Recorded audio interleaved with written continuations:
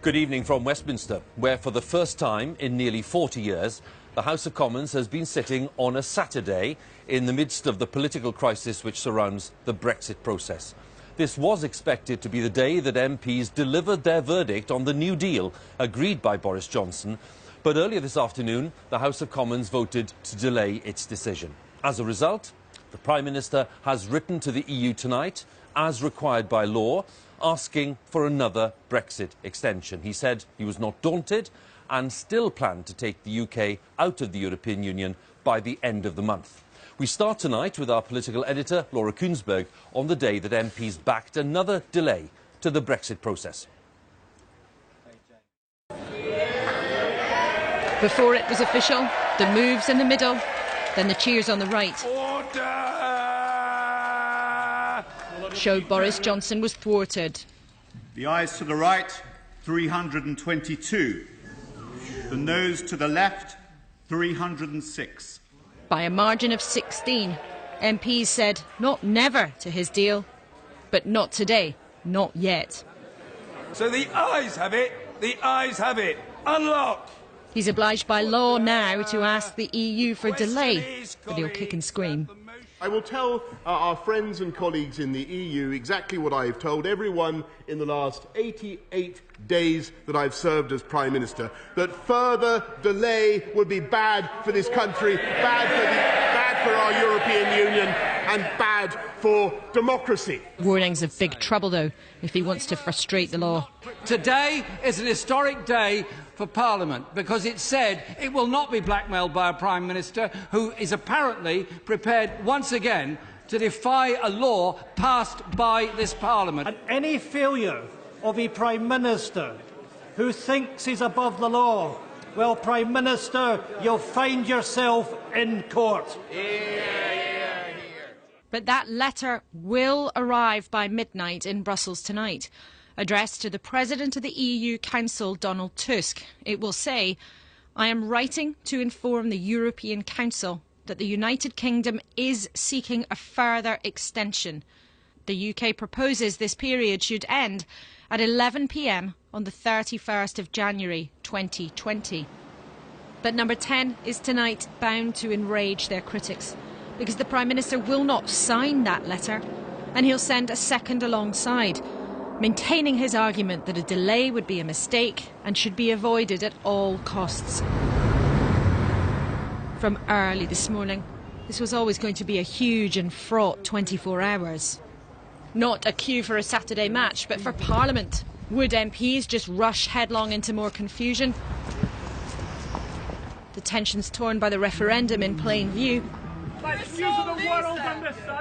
many of them agonising, genuinely wondering what the best thing to do, even stretching family ties. For the Prime Minister, though, only one aim: to try to force this to a conclusion any way he could. Statement, the Prime Minister. Mr. Speaker, today this House has a historic opportunity to show the same breadth of vision as our European neighbours, the same ability, resolve to reach beyond past disagreements by getting Brexit done. Decrying attempts by MPs to postpone saying yes or no legally to the deal until all the laws that go along with it are passed too. Further delay is pointless, expensive and deeply corrosive of public trust. Labour, though, resistant not just to the deal. This government cannot be trusted and these benches will not be duped. But denying too Boris Johnson any chance to move forward. Labour is not prepared to sell out the communities that we represent. And we will not back this sell-out deal. Just as the former Prime Minister found, though, there's a range of opposition parties who'll rage against Brexit. A deal that would see Scotland shafted by this United Kingdom government. Today, hundreds of thousands of people will be outside demanding a final say in a people's vote. How could Plaid Cymru ever support his billionaires' Brexit? Beth deal takes a wrecking ball to our social and environmental standards. And without his Northern Irish allies on board, the Prime Minister simply couldn't be sure of the numbers. Rather than a great deal, this will do a great deal of damage to the Union. It will. Look, though, who is coming to help. With a joke. Standing here, I have a distinct sense of déjà vu. I know how you feel. And a rebuke to those who voted against her, now planning to do the same to Boris Johnson. Remember, though, once upon a time, that included him. When this House voted overwhelmingly to give the choice of our membership of the EU to the British people, did we really mean it? I think there can only be one answer to that, and that is yes, we did mean it, because if this Parliament did not mean it, then it is guilty of the most egregious con trick on the British people. But there's a sprinkling of Labour MPs who want this done. We will be forced, even if a deal is approved, to seek an extension to the 31st of January, underlying that the sponsors of the Benn Act had only one motivation, and that was to delay Brexit and stop it. But it's not over, not yet. 306. Crowds who want another referendum are delighted that the delay gives them a new chance to stop Brexit. But frustration and nerves on the other side. But we've always been clear it's got to be Brexit for the whole of the United Kingdom. Can't be Northern Ireland left behind. Remain or leave. If they've just had enough, they want us to get this done. And I'm astonished by the kind of anger that's beginning to boil up. For God's sake, get it done. So they're turning their attention on Parliament. The Prime Minister's allies wanted today to be at least the beginning of the end, a conclusion.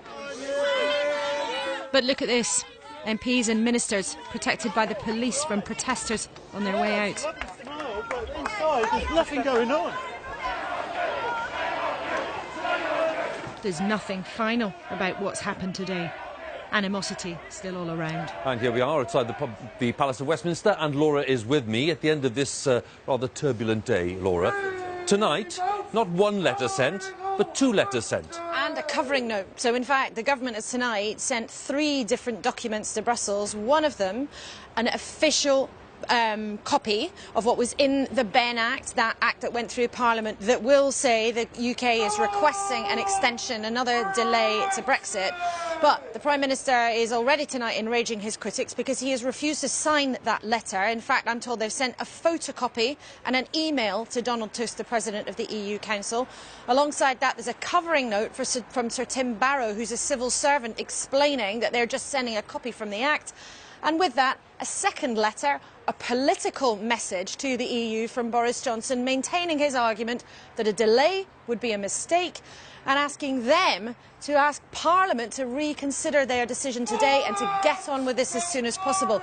You can hear tonight already, it's definitely controversial. Indeed, and I'm just wondering, therefore, what you think, Laura, this means for next week's events. I think it means it's going to be extremely messy, not just because there'll be a fight raging about these letters and whether or not Boris Johnson is trying to circumvent the law. There's already a court case due on Monday in Edinburgh looking at all of these issues, and I think this is, you know, it's heading straight for the court, and it may very quickly end up in the Supreme Court around the corner here, which made such a momentous decision not so long ago. But from a political point of view, this window there is now gives Boris Johnson's opponents what they see as a chance to cause as much trouble as they possibly can, to try to maybe get that second referendum some of them so desire, or just to try to slam the brakes on the Prime Minister's project. But for number 10, they're going to keep trying. They're going to try another vote on Monday and then maybe another vote on Tuesday. The difficulty for them is this process is getting more and more tangled up. And because of that, we've said it before too long, this is probably going to maybe be resolved by a general election. OK, Laura, once again, thank you very much. Laura Kunsberg there, our political editor, with her latest analysis. So, to recap, the parliamentary vote on the Prime Minister's Brexit deal, which we'd been expecting today, might now take place early next week, as Laura was suggesting there. It's yet another complication for Boris Johnson and the government to tackle as they try to introduce all the legislation necessary to make Brexit happen. Our political correspondent Ben Wright has been looking at what might happen in the days ahead. Ministers never tire of saying it's time to get Brexit done. But leaving the EU was always going to be a hugely complex and time-consuming process, and it is far from being over. This is how the next few days and even years might unfold. Boris Johnson and the EU have agreed a new withdrawal deal, the terms of divorce. The Prime Minister wanted MPs to approve it in principle today, but they haven't, and so after this setback for the government, it needs to change tack again. Next week, ministers will publish the withdrawal agreement bill.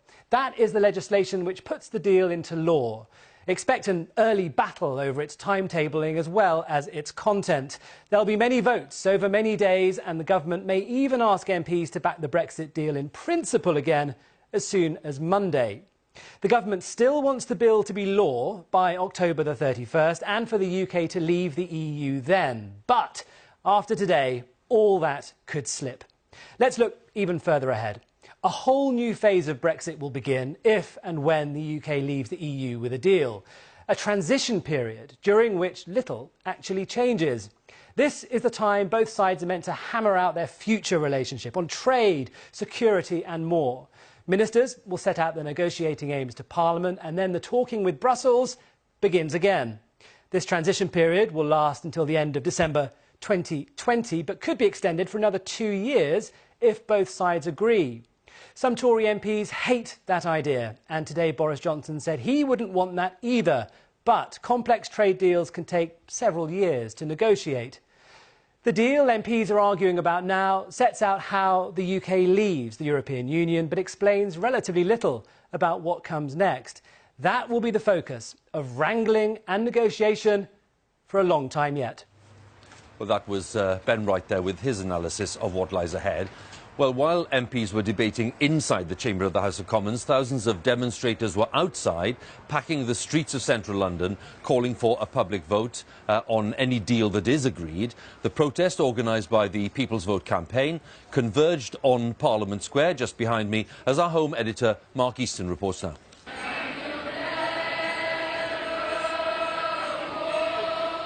It had been billed as a march to give confident voice to those who want the Brexit debate put back to the people. But as they set out, the mood was more resolute, anxious, even pessimistic. I think it's too late. Yeah, it is. I think it is a bit too late, but we're just here to try and give it a go. Yeah. The argument could be decided before you get to Parliament Square. It could. I know it could, and we all know that, and it's in the back of our minds, but we are going to still keep marching and saying what we believe in. The organisers claim 1 million people snaked their way from Marble Arch, that symbol of British triumph against the continental might of Napoleon, past Wellington's home at Hyde Park Corner, past Nelson on his column in Trafalgar Square, the architecture of the nation's capital reflecting historical tensions with European neighbours. A significant part of the country may just want to get a deal done, get on to the next stage of the Brexit process. But these are the faces of people who were saying, not in my name, or not yet, or not at all. Details of every growl and groan from the debate inside the House of Commons rippled through the crowds outside as they headed towards Parliament. This long-planned event provided a noisy soundtrack to attempts by government to bring the Brexit argument to an end before the march reached its destination. Pictures from inside the Palace of Westminster were relayed to the vast crowd watching outside, and then the moment when it was clear there would be no Brexit deal today. The news from Parliament is greeted less with rejoicing, I think, and more with relief. The long march that they hope leads from one people's vote to another people's vote, well, that can go on. It's not a defeat. We're still in the fight. At least the vote gives us hope that something can be slowed down. Slowed down? And the slower it goes, the better. It means the agony continues, though, doesn't it? I know, yes, that's boring, but that's the position that he's put us in, so... But what will the final destination look like for people on all sides of the argument? That remains frustratingly unclear. Mark Easton, BBC News, Westminster. So, as we've heard, a set of documents has been sent tonight from the government to Brussels, to the European Union. And Katya Adler, our Europe editor, is in Brussels. Katya, what's the reaction they're likely to be? Well, first of all, I can confirm that the letters have arrived here in Brussels. Let's take a look at a tweet from Donald Tusk, the President of the European Council. He's the man who represents all EU leaders here in Brussels. He says he's received the letters from Boris Johnson and he will now be able to start consulting EU leaders as to the what next. I can tell you, Hugh, that here in the EU there is zero appetite to drag out the Brexit process any further at all. In fact, we heard from Emmanuel Macron, the French president, again this evening saying he didn't think that an extension was in anybody's interest. And the fact that the Prime Minister has sent an accompanying letter tonight expressing again his opposition to an extension, that will help EU leaders drag their feet a little bit. First and foremost, they're going to look to the Prime Minister to make good on his promise to them just 2 days ago here in Brussels that their newly negotiated Brexit deal would definitely pass through Parliament. And time, relatively speaking, is on Boris Johnson and the EU side, because the Brexit deadline is not today, it's at the end of the month under EU law. And EU leaders want to keep the pressure on MPs. They want to help focus their minds before they say, yes, you've absolutely got a lot of time. In fact, if they wanted to, EU leaders could hold their emergency Brexit summit to decide a new extension even on the morning of the 31st of October. But all of that said, Hugh, if push comes to shove and time is running out and no deal looks like the only option, then after all these years now of Brexit process, 2 prime ministers, 2 Brexit deals, I cannot see EU leaders at this point closing the door in the UK's face. I think they are then, at that point, likely to grant another extension, but probably as short as possible, and they'll want to know what it's for. Is it to pass final legislation, to hold a second referendum, a general election, or even a referendum on their newly signed-off Brexit deal? Katya, many thanks once again. Katya Adler there for us, our Europe editor in Brussels.